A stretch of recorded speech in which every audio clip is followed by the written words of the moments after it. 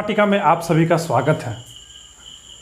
आज हम लोग क्लास 9th में जो चैप्टर पढ़ रहे थे force and laws of motion, उस चैप्टर से रिलेटेड कुछ न्यूमेरिकल्स करेंगे आज हम लोग। और वो न्यूमेरिकल जो है वो NCERT बुक का जो एग्जाम्पल्स दिया हुआ है उसी से हम लिए हैं, है ना। तो सबसे पहले हम लोग एग्जाम्पल नंबर 9.1 को देखेंगे और ये एग्जाम्पल क्या बोलता है उसको पढ़ते हैं। सबसे पहले, a constant force acts on an object of mass 5 kg for a duration of 2 second. बोला जा रहा है कि कोई एक फोर्स है जो किसी 5 kg मास वाले ऑब्जेक्ट पर 2 सेकेंड के लिए लग रहा है ना। तो सॉल्यूशन जब हम लोग करेंगे तो हम लोगों को ये डेटा का ज़रूरत पड़ेगा, है ना। ये सब डेटा का जो ज़रूरत पड़ेगा हमको उसको नोट डाउन करके रखना होगा, है ना। यहाँ पर हमको मास दिया हुआ है ना, वो है 5 kg और टाइम दिया हुआ है जो कि 2 सेकेंड है। आगे बोल रहा है it increases the object's velocity from 3 metre per second to 7 metre per second, है ना। ये जो है फोर्स लगने के कारण जो इसके वेलोसिटी में चेंजेज आ रहा है वो बताया जा रहा है कि 3 मीटर से उसका वेलोसिटी जो है वो 7 मीटर का हो जा रहा है। मीन्स यहाँ से हम लोग लिख सकते हैं कि जो उसका इनिशियल वेलोसिटी था उस बॉडी का वो 3 मीटर पर सेकेंड था, लेकिन फोर्स लगने के बाद उसका जो वेलोसिटी है final velocity 7 metre per second हो गया। तो पूछा जा रहा है कि find the magnitude of the applied force. Force जो अप्लाई हुआ उसका मैग्नीट्यूड क्या था। फोर्स जो अप्लाई हुआ उसका मैग्नीट्यूड क्या था। फिर से इसको अच्छे से समझते हैं इस न्यूमेरिकल को, उसके बाद हम लोग सॉल्यूशन पर जाएंगे। बोला जा रहा है कि a constant force acts on an object of mass 5 kg। 5 kg का कोई ऑब्जेक्ट है जिस पर एक फोर्स लगाया जा रहा है। कितना टाइम के लिए?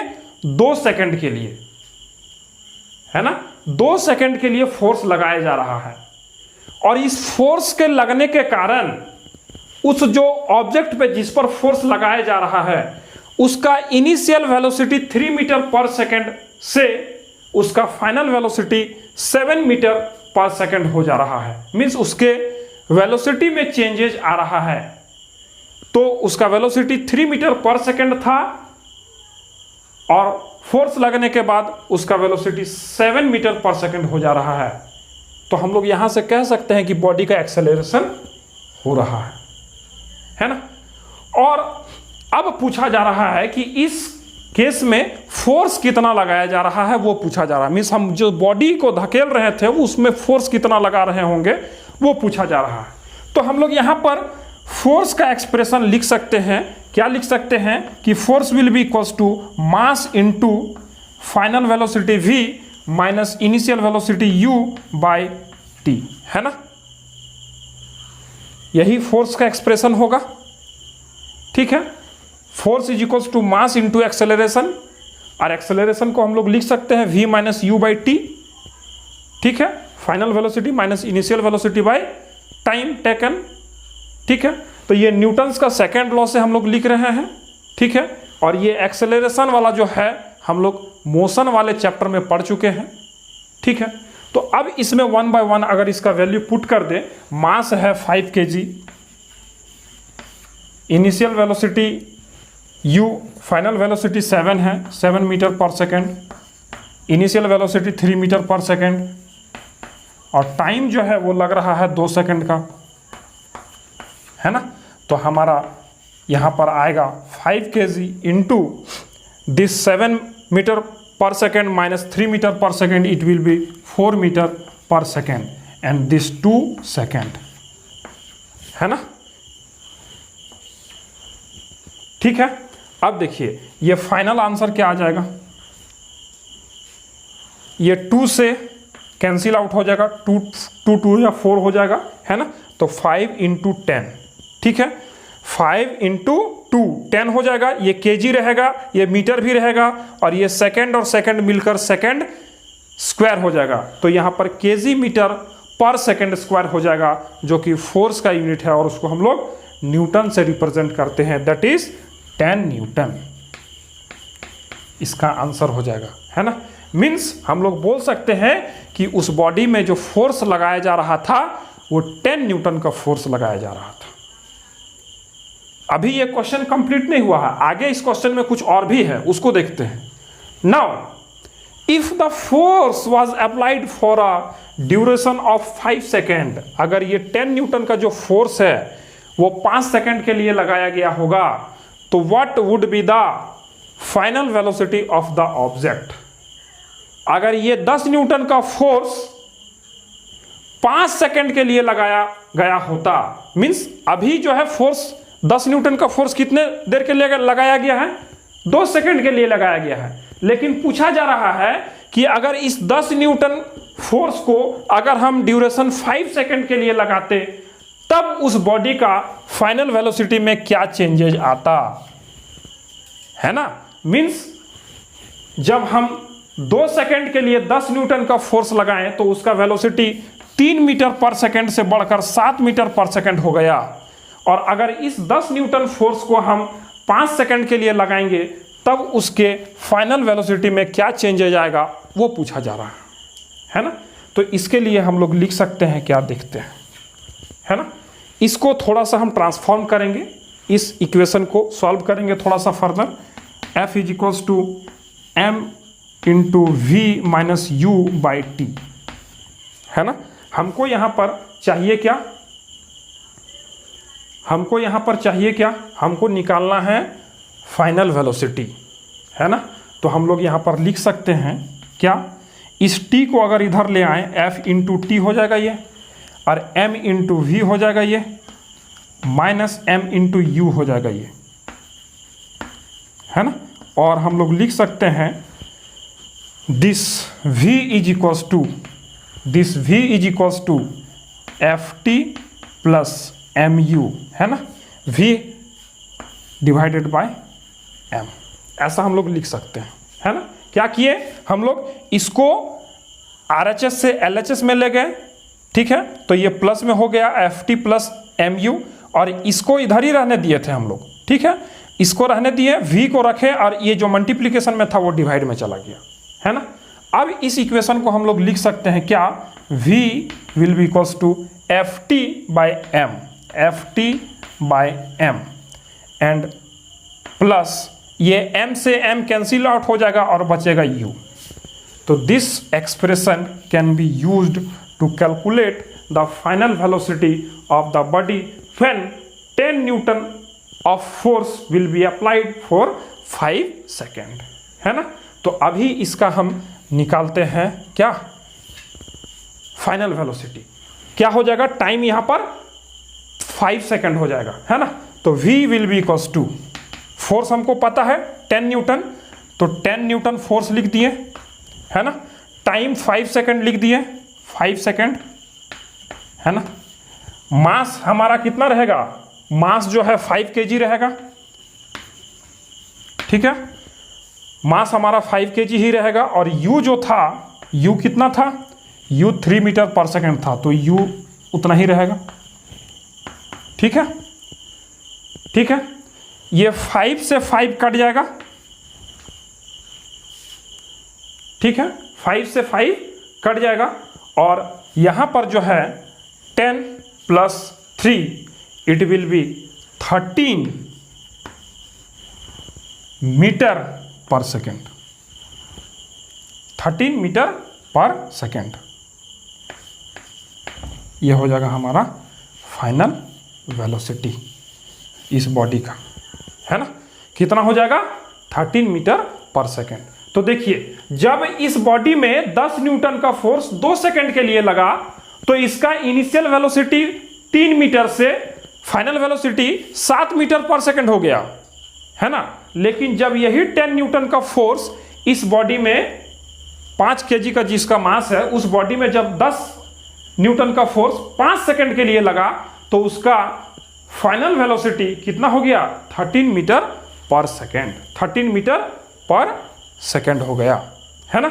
उसका initial velocity 3 metre per second से इसका फाइनल वेलोसिटी में कितना चेंजेज आ गया, 13 मीटर पर सेकेंड का चेंजेस आ गया।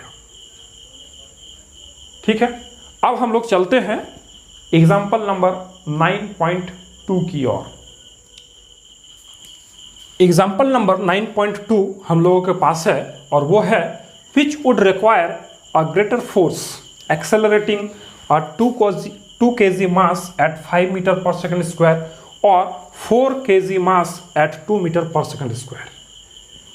यहाँ पर जो है ये न्यूमेरिकल पूछा जा रहा है कि दो बॉडी है ना, दो बॉडी है।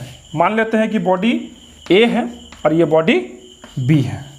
बॉडी ए का जो मास है वो 2 kg है और इसका जो एक्सेलरेशन है वो 5 मीटर पर सेकंड स्क्वायर इसको क्रिएट करना है। मीन्स एक्सेलरेशन जो होगा उस बॉडी का वो 5 मीटर पर सेकंड स्क्वायर को अटेम्प्ट करना है। बॉडी बी का जो मास है ना, उसका जो मास है वो है 4 kg और इसका जो एक्सेलरेशन है ना, उसका एक्सेलरेशन है 2 मीटर पर सेकंड स्क्वायर। एक्सेलरेशन को अटेम्प्ट करना है हम लोगों को, है ना। तो बॉडी ए के लिए मास हम लोग m1 मान रहे हैं और एक्सेलरेशन a1 मान रहे हैं, और बॉडी 2 के लिए मास को हम लोग m2 मान रहे हैं और एक्सेलरेशन को a2 मान रहे हैं। हम लोग को निकालना है फोर्स। तो बॉडी ए के केस में फोर्स को हम लोग F1 मान रहे हैं और बॉडी 2 के केस में फोर्स को हम लोग F2 मान रहे हैं। पूछा जा रहा है कि अगर आपके पास दो बॉडी है जिसका मास 2 kg है और इसमें हमको एक्सेलरेशन प्रोड्यूस करना है 5 मीटर पर सेकंड स्क्वायर का, और एक दूसरा बॉडी है जिसका मास 4 kg है और इसमें हमको एक्सेलरेशन प्रोड्यूस करना है 2 मीटर पर सेकंड स्क्वायर का, तो इन दोनों में से फोर्स का वैल्यू किस में ज़्यादा लगेगा, मीन्स किस में हमको ज़्यादा फोर्स लगाना पड़ेगा, है ना। तो हम लोग सिंपली न्यूटन्स के सेकंड लॉ से लिख सकते हैं फोर्स का expression, that is F is equals to m into A, है ना। तो यहाँ पर F1 will be equals to m1 into A1 हो जाएगा, है ना। और ये m जो है 2 kg है और A1 जो है क्या है 5 मीटर पर सेकंड स्क्वायर है, ठीक है। तो ये हो जाएगा 10 Newton, means F1 will be here 10 Newton. ये F1 का वैल्यू हमारा निकल गया। F2 का वैल्यू क्या होगा, F2 will be m2 into A2, m2 is 4 kg and A2 is 2 meter per second square. Now it will be 8 Newton, means F2 will be 8 Newton. Now you can notice here that which one is greater. We can observe here that F1 is greater than F2. F1 is greater than F2. So we can say that the body having mass 2 kg and have to produce an acceleration of 5 meter per second square would require more force, है ना। तो हम लोग बोल सकते हैं कि the body having mass of 2 kg and acceleration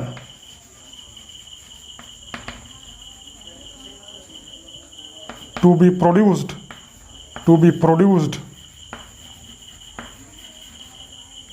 5 meter per second square would require more force। हम लोग ऐसा बोल सकते हैं, है ना।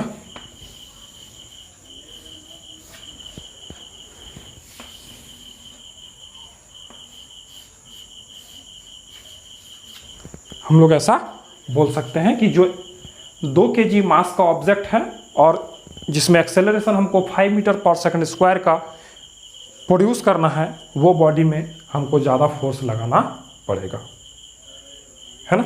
और हम लोग न्यूटन्स का सेकेंड लॉ को पढ़ने के दरमियान इस चीज़ को देखे थे कि जो बॉडी में हमको एक्सेलरेशन बोलिए या फिर जो है मास बोलिए, है ना, मीन्स फोर्स जो है वो डायरेक्टली प्रोपोर्शनल था मास का भी और एक्सेलरेशन का भी, है ना। तो यहाँ पर जो भी बॉडी जिसका मास अधिक है तो उसमें फोर्स हमको ज़्यादा लगाना पड़ेगा, लेकिन अगर उसका एक्सेलरेशन अधिक है तो हमको फोर्स वहाँ पर ज़्यादा लगाना पड़ेगा, ऐसा भी है ना। देखिए यहाँ पर इस बॉडी का मास ज़्यादा है उसके कंपैरिजन में, लेकिन उस बॉडी का जो है, बॉडी ए का जो एक्सेलरेशन है वो हमको ज़्यादा प्रोड्यूस करना है in comparison to this body B, है ना। तो इसीलिए जो है इस बॉडी में हमको ज़्यादा फोर्स लगाना पड़ेगा, है ना। तो फोर्स जो है वो सिर्फ मास पर डिपेंड नहीं कर रहा है, मीन्स फोर्स जो है वो मास पर भी डायरेक्टली प्रोपोर्शनल है एज वेल एज एक्सेलरेशन पर भी डायरेक्टली प्रोपोर्शनल है ना। फोर्स जो है मास पर भी डायरेक्टली प्रोपोर्शनल है एज वेल एज एक्सेलरेशन पर भी डायरेक्टली प्रोपोर्शनल है। इस न्यूमेरिकल के माध्यम से हम उस चीज को और बेहतर तरीके से समझ सकते हैं, है ना। अब हम लोग चलते हैं एग्जाम्पल नंबर 9.3 की ओर। अब हम लोग देख रहे हैं एग्जाम्पल नंबर 9.3। एग्जाम्पल नंबर 9.3 क्या बोल रहा है कि a motor car is moving with a velocity of 108 kilometre per our. एक मोटर कार है जिसका वेलोसिटी है ना, मूव कर रहा है, वो मूव कर रहा है किस वेलोसिटी से, 108 किलोमीटर पर आवर के स्पीड से, मीन्स उसका इनिशियल वेलोसिटी हमारा 108 किलोमीटर पर आवर है। आगे बोल रहा है एंड इट टेक्स 4 सेकेंड, है ना, and it takes 4 second to stop after the brakes are applied, है ना। तो वो जो है ब्रेक लगाने के बाद 4 सेकेंड का टाइम ले रहा है रुकने में, है ना। तो यहाँ पर टाइम हम लोग लिख सकते हैं 4 सेकेंड, 4 सेकेंड का वो वक्त ले रहा है रुकने में। ब्रेक लगाने के बाद वो गाड़ी रुकने में 4 सेकेंड का वक्त ले रहा है, जिसका initial velocity 108 kilometre per hour है। पूछा जा रहा है calculate the force exerted by the brakes on the motor car. हमको निकालना क्या है, हमको निकालना है force applied by the brakes, है ना। ब्रेक के द्वारा कितना फोर्स लगाया जा रहा है वो हमको निकालना है। If its mass along with the passenger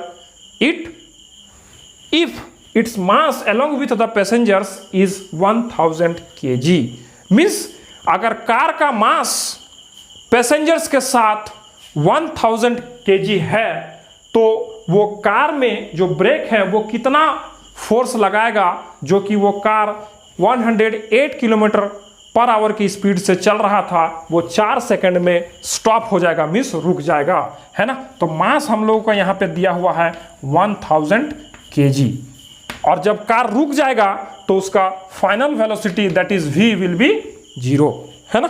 final velocity क्या हो जाएगा, 0 हो जाएगा।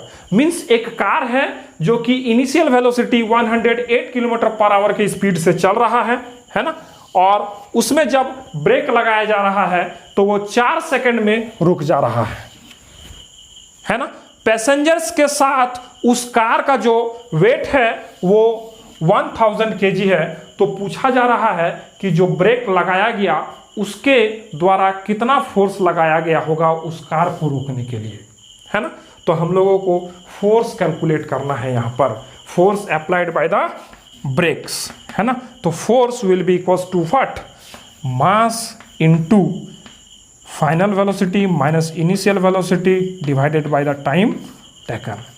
Here mass is what, 1000 kg, final velocity is what, 0, initial velocity is what, it is in kilometer per hour, so we have to change it into meter per second, है ना, metre per second. क्योंकि देखिए मास यहाँ पर SI unit में है, time भी SI unit में है, तो इसको भी हमको SI यूनिट में चेंज करना पड़ेगा, है ना।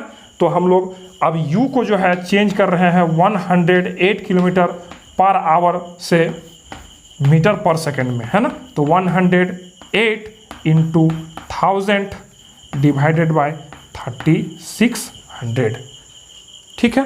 तो ये जो है हमारा चेंज हो जाएगा मीटर पर सेकेंड में। जी 2 0 से 2 0 कैंसल आउट, है ना। 6 से अगर काटते हैं हम तो 6 6 जा 36, 6 1 जा 6 और यहाँ पे बचेगा 4 और 8 48, 6 7 जा 48, है ना। 6 8 जा 48, 6 8 जा 48, है ना।